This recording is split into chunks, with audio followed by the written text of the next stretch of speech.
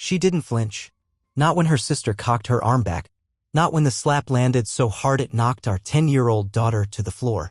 Not even when the room went silent and all eyes turned to us like we were the ones ruining the party. She didn't move. Didn't speak. Just stared at the stain on her sister's designer dress like it was the true tragedy of the night. That was the moment I realized my wife Rachel wasn't frozen. She was choosing not to act. You want to talk betrayal? It starts there. Not with some guy named Chad and a hotel receipt. No, the real betrayal happens way before that. It happens in the silence. In the stillness.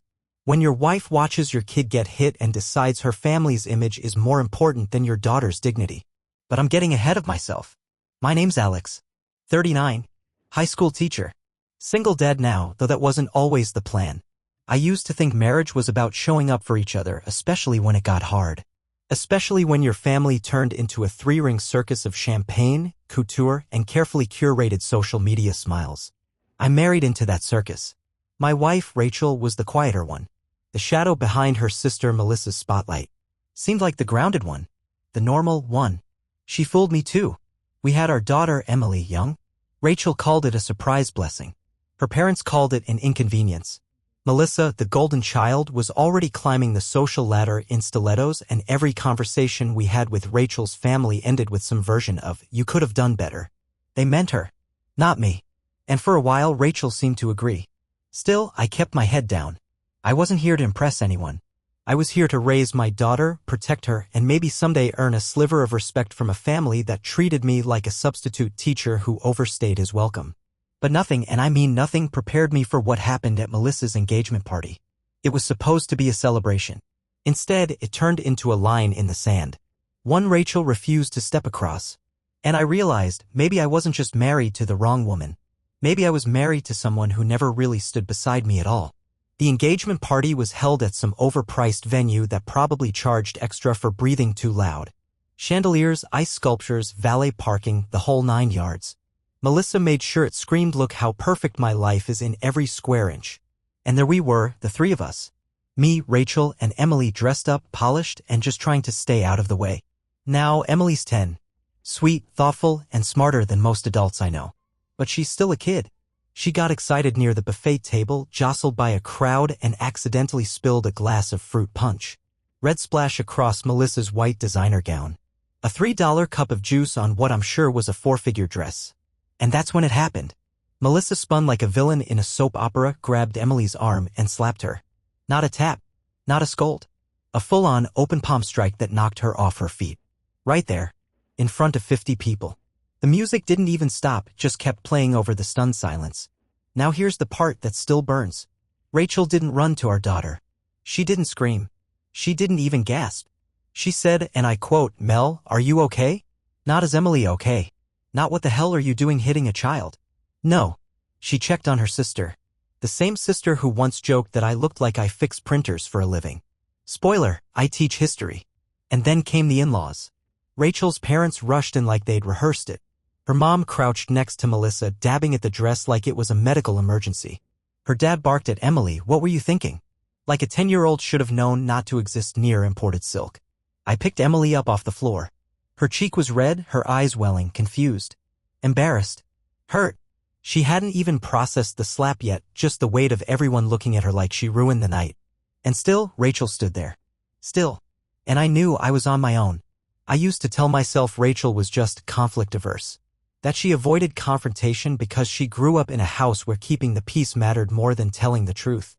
But that night, staring at her frozen face while our daughter held onto me like she was the one who did something wrong, I stopped giving her that out. Because silence isn't neutrality. It's alignment. And in that moment, she wasn't neutral. She wasn't torn. She wasn't confused. She was complicit. Still holding Emily, I turned and walked toward the door. I didn't raise my voice. Didn't start a scene. But before we reached the lobby, Rachel followed. Not to check on Emily. Not to apologize. She leaned in close, her voice hushed but sharp, and said, "Can we please not make this bigger than it is? You ever feel a switch flip?" That was it for me. I looked her in the eye and said, "My daughter just got hit. In public. And you asked if your sister's okay." She had the nerve to sigh. "You know how Melissa is." I nodded. "Yeah, I do." Then I reached into my coat pocket, pulled out my phone, and made the call. To the cops. At the party. Now, I know what you're thinking. Overkill. Dramatic. Unnecessary. Believe me, that's exactly what Rachel's entire family tried to scream at me when the flashing lights hit the front entrance like a bad Lifetime movie. But the truth is, I didn't call the police because of just that slap. I called because it wasn't the first time my daughter had been made to feel small in that family. It was just the first time someone left a mark. You ever watch rich people panic?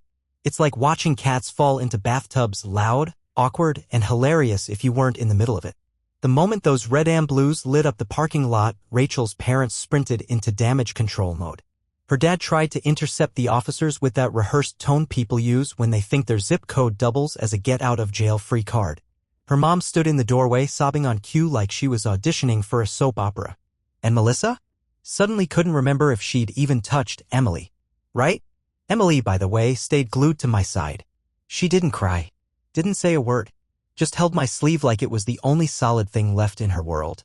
The officer took our statement while guests shuffled out like the party had been raided by the IRS.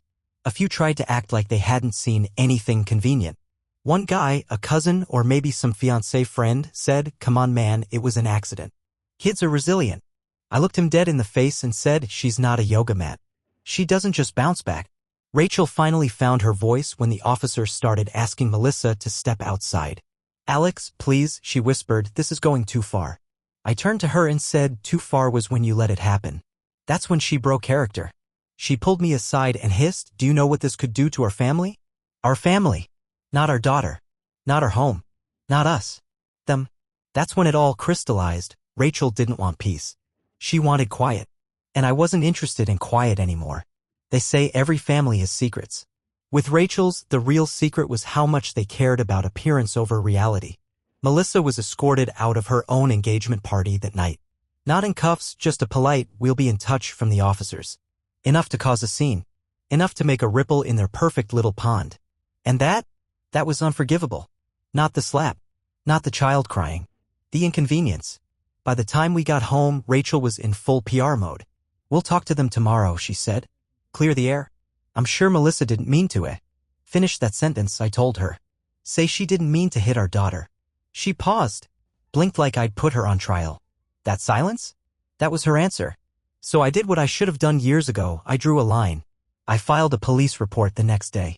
Walked into the station not as a husband trying to keep the peace, but as a father drawing the battle lines. I filed for a protective order. And before Rachel could spin it into a misunderstanding, I sent the video. Yeah, there was video. Security cameras. One of those overpriced, every angle matters venues. The footage was clear. Melissa raising her hand. Emily falling. Rachel standing still. And just like that, their family portrait got its first real crack. Funny thing was, when I got home that night, Rachel wasn't angry. She was calm. Like someone who thought I'd be backpedaling any minute now. Because in her world, people like me didn't actually follow through. She was about to find out exactly how wrong she was. If you ever want to know how connected someone is, file a police report against their golden child and wait 24 hours. Because that's when the phone calls start. It began with Rachel's mom. Polite at first, like a country club apology. "We just think maybe this is being blown out of proportion, dear. Melissa's been under stress. The wedding, the media pressure." I didn't know stress came with a license to strike children, but apparently it's a family perk. Then came the real storm. Calls from numbers I didn't recognize. One lawyer. Then another. Then a friend of the family who used to be in public affairs and just happened to be concerned about the optics of what I was doing. Concerned about optics. My daughter had a bruise on her face, but sure, let's talk brand damage. The next morning, I dropped Emily off at school and came back to Rachel sitting at the kitchen table like nothing happened. She was buttering toast. Calm, robotic, dressed like she was headed to brunch with someone who didn't just throw her entire family under a bus. "I've spoken with Melissa," she said. "No apology. No warmth. Just data. She's sorry about what happened. And the family would really appreciate if you didn't escalate this any further." I laughed. I actually laughed. Escalate? "Rachel, this isn't a boardroom. This is our daughter." She didn't even blink. Just said, "We need to think long-term here. You don't want Emily growing up with drama between her parents." There it was. Between her parents, like we were both at fault. Like I had dared to protect our kid too loudly. It hit me then. Rachel didn't want peace. She wanted silence. And now, she was treating this like damage control for her life, not ours. So I told her something I hadn't planned to say that day. I've spoken to an attorney. Her face didn't drop. Calcified. And that was the moment she realized I wasn't bluffing. By Thursday, they'd moved on from polite phone calls to veiled threats. And when I say they, I don't just mean Melissa and Rachel. I mean the whole operation, her parents, her sister's lawyer fiancé, and whoever else was drinking the family Kool-Aid. I got a letter hand-delivered by courier. Fancy envelope, heavy cream cardstock. Real elegant intimidation. Inside was a formal request to withdraw the police complaint, wrapped in just enough legal fluff to sound civil. Right up until the part that warned of potential repercussions for defamation and emotional distress. Defamation. For accurately reporting a grown woman hitting a child on camera. That's the kind of logic you only hear from people who've never been told no. I took the letter, set it gently in the shredder, and watched $400 worth of legal nonsense turn into confetti. Rachel didn't ask me about it. Didn't mention the letter at all. She just acted like it was business as usual, school drop-off, dry cleaning, dinner like we weren't living in a political thriller with side salads. That night, while Emily slept, Rachel finally broke the silence. "We could end this now," she said, her tone all soft persuasion. "Just pull the report, apologize to Melissa, and we can move on." I stared at her for a long moment, genuinely wondering if she believed what she was saying. "Let me ask you something," I said. "If that had been my sister who hit Emily, would you be serving her lasagna and pretending it never happened?" She didn't answer, because she couldn't. Rachel didn't want justice. She wanted order. The family's order. The kind where everyone knew their place. And mine was never supposed to be at the head of the table. Well, guess what? I wasn't sitting at that table anymore. And I sure as hell wasn't handing my daughter back to the people who thought loyalty meant silence. The video hit social media on a Saturday. I didn't post it. I didn't have to.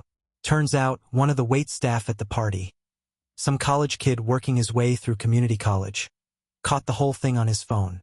And unlike Rachel's family, he didn't see a family misunderstanding. He saw a grown woman strike a child. And he shared it. By noon, the clip was viral. No music, no commentary, just raw footage. Melissa, in all her bridal glow, winding up and slapping Emily. The sound was worse than I remembered.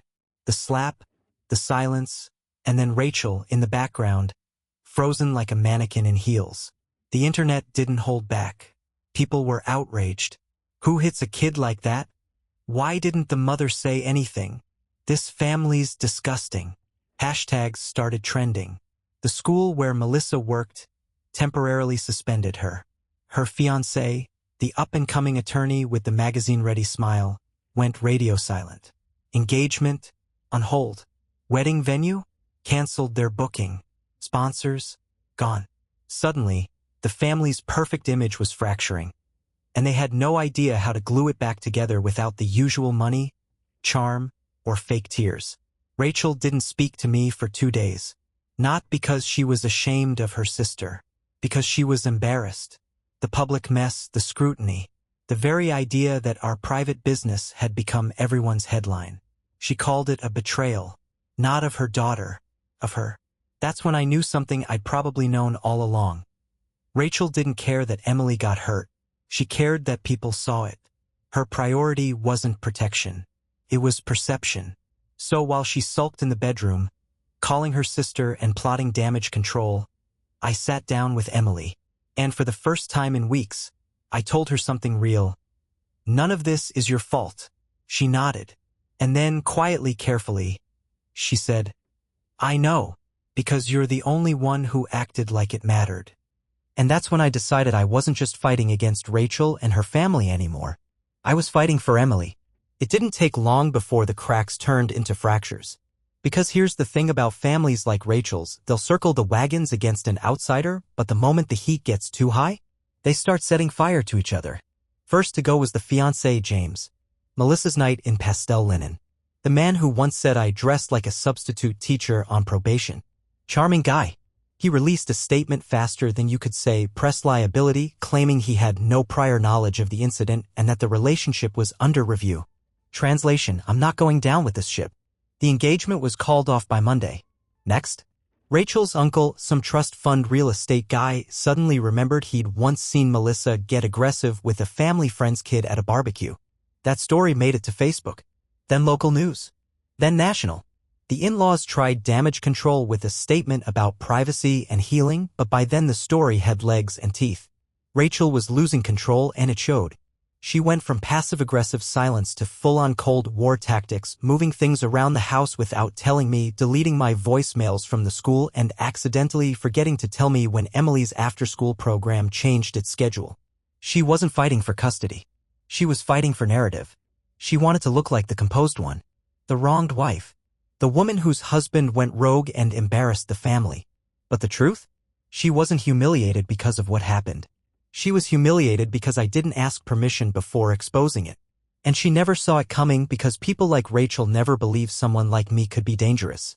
Not with a voice, not with proof, and especially not with a daughter he'd walk through fire to protect. Rachel never yelled. That was her thing. No shouting, no name-calling, no dramatic tantrums. She weaponized calm. She controlled the room with a sigh, a pause, a perfectly timed "I'm just disappointed." But when control slips from someone like that, it's not loud, it's surgical. She started repositioning herself in conversations. Suddenly, she was the one who was shocked by Melissa's behavior. She couldn't believe what happened that night. She had been dealing with the trauma in private. The same woman who watched our daughter get slapped and asked if her sister was okay was now retroactively horrified. And wouldn't you know it, some people bought it. A few coworkers. Her Pilates group. One of her aunts even called me and asked if I'd considered how hard this must be for Rachel being caught between her child and her family. I didn't respond to that, because if I had, I wouldn't have stayed polite. Meanwhile, Emily and I were finally catching our breath. The protective order was in place. School staff were informed. Her therapist, yes, I got her one, said she was handling things better than most adults would. Brave, that kid. Braver than anyone in Rachel's family ever had the spine to be. Then came the day Rachel tried to play her final card. Custody. We weren't divorced. Not yet. But she started making quiet legal inquiries, just enough to rattle me. I found out through a mutual friend who worked at the county office. Said Rachel had been asking about her options if things got complicated. Complicated? I called my lawyer the next morning. Because here's the thing, I wasn't just going to win. I was going to make sure Rachel never again confused silence with safety. And I was just getting started. When Rachel found out I'd lawyered up, she didn't panic. She pivoted. Suddenly, she was Mom of the Year. Emily came home with organic lunchboxes, new outfits, inspirational notes scribbled in cursive Rachel hadn't used in 10 years. She started volunteering at school, baking muffins like she was trying out for sainthood. Even told the principal she was deeply invested in creating a nurturing environment after recent challenges. But here's the problem with pretending to care, you have to keep it up. And Rachel? She's always been a sprinter, not a marathoner. It didn't take long before the mask slipped. Emily mentioned Rachel forgot to pick her up from choir practice. Twice. Then Rachel no-showed a parent-teacher meeting, claiming it had been moved without notice. It hadn't. The final straw? She sent Emily to school with a bottle of elderberry gummies without checking the label. They weren't kid-safe. The nurse had to call me. When I brought it up to Rachel, she deflected like a politician. It was an honest mistake. No apology. No accountability. Just a calm, let's not make this a bigger deal than it is.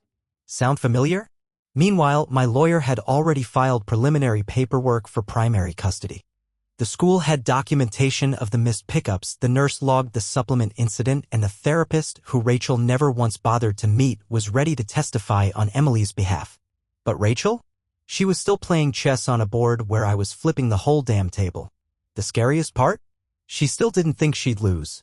She thought the courtroom would work like her family dinner table, everyone tiptoeing, pretending. She didn't know that this time I wasn't going to stay quiet. And this time she wasn't the one holding the narrative. The custody hearing was set for early Monday morning. Rachel showed up dressed like a press release, pearls, posture, and that tight-lipped smile she saves for rooms full of people she plans to manipulate. She even brought her mother for support because nothing says fit parent like dragging in the woman who defended your sister for slapping a child. Me? I brought facts. Records. And a therapist who didn't need to guess which parent showed up every week and which one didn't even return calls. The judge wasn't warm. He wasn't cold either. Just clinical. The way a good judge should be. Rachel opened with her usual routine, concerned voice, head tilts, phrases like emotional well-being and shared responsibility. You'd think she was auditioning for custody of a child she'd actually protected. Then it was my turn. My lawyer laid it all out, the slap, the video, the protective order, the fallout. The nurse's report from the supplement mistake. The therapy notes. Missed pickups. Missed meetings. Misplaced priorities. Rachel's smile stayed up for about 8 minutes. Then the judge asked her a simple question. Why didn't you intervene when your sister struck your daughter? She blinked. Once. Twice. Then said it all happened so fast. And there it was. The excuse. The same one she'd rehearsed a dozen times since that night. But this time it didn't land. The judge nodded slowly and said, I've seen the video.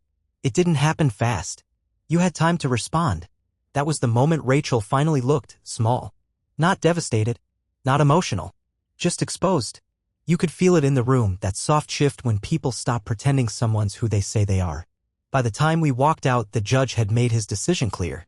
Temporary full custody to me pending final review. Rachel would get supervised visitation. She didn't cry. She didn't argue. She just stared at the floor like it had betrayed her too. A week after the hearing, Rachel asked to meet just to talk. We sat across from each other at a park bench, neutral ground, public, safe. She brought coffee, probably to seem thoughtful. I brought nothing because I'd finally learned never show up to a performance and pretend it's a conversation. She didn't ask about Emily. Not once. What she did ask about, though, was my plan. I just want to understand what you're doing, she said, folding her hands like a guidance counselor.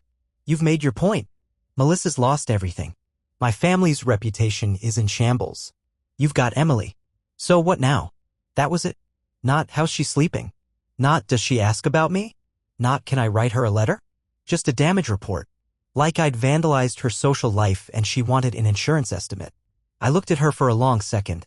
You think I did all this for revenge? She didn't answer. Which at this point was an answer. So I laid it out. This wasn't about you. It was about my daughter.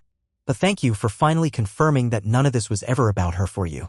And then, just before I got up to leave, she dropped the grenade.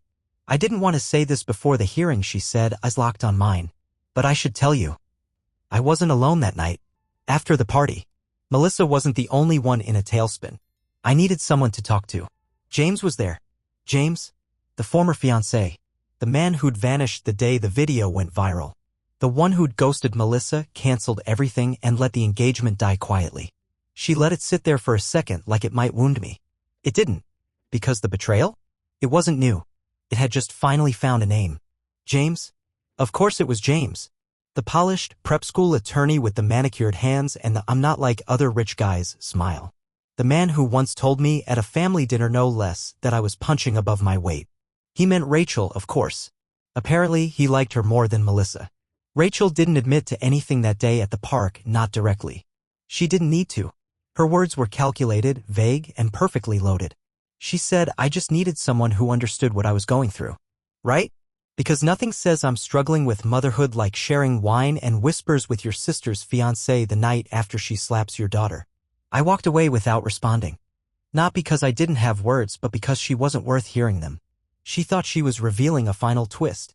Like some big gotcha moment that would crack my composure. What she didn't realize was this: I'd already buried the version of her I loved. Months ago. Right after the slap. Right after the silence. Right after watching her choose family reputation over her own child. What happened with James? That was just the obituary. In the weeks that followed, she tried to reach out. Emails. Voicemails. Even sent a handwritten note from Emily's perspective, which, by the way, was equal parts manipulative and insulting. You don't get to borrow a child's voice when you never used your own to defend her. I saved the note. Not out of sentiment, but as a reminder. That's who she is. That's who she chose to be. And I chose to be the man who stood up, spoke out, and finally stopped protecting the illusion. There's something strange that happens after the chaos fades, not all at once, but gradually. Like the ringing in your ears after an explosion. You start hearing things again. Feeling things. Not big, dramatic moments, just real life showing up again. That's what it felt like with Emily. No legal drama. No phone calls from schools or lawyers. Just quiet mornings, late-night homework, pancakes on Sundays. And for the first time, I wasn't bracing for Rachel to ruin it. She still tried, of course. Supervised visits were awkward. Scripted. She brought gifts Emily didn't ask for, talked like a substitute actress playing the part of a concerned mother. Emily was polite, but distant. Like she was humoring a stranger. One night after a visit, she looked up at me and said, "I don't think Mom's a bad person. I just think she's a selfish one." I nodded, keeping my face calm. Inside, I was breaking and rebuilding all at once. Because I spent years thinking I was the crazy one. That maybe I was too sensitive. Too rigid. Too not enough. But turns out I wasn't wrong. I was just married to someone who couldn't love anyone she couldn't control. And when she couldn't control me anymore, she tried to replace me. With her sister. With James. With silence. It didn't work. Because I didn't break. I didn't run. And most important of all, I didn't let my daughter grow up thinking being treated like an afterthought was normal. We moved to a smaller place on the edge of town. Nothing flashy, but full of light.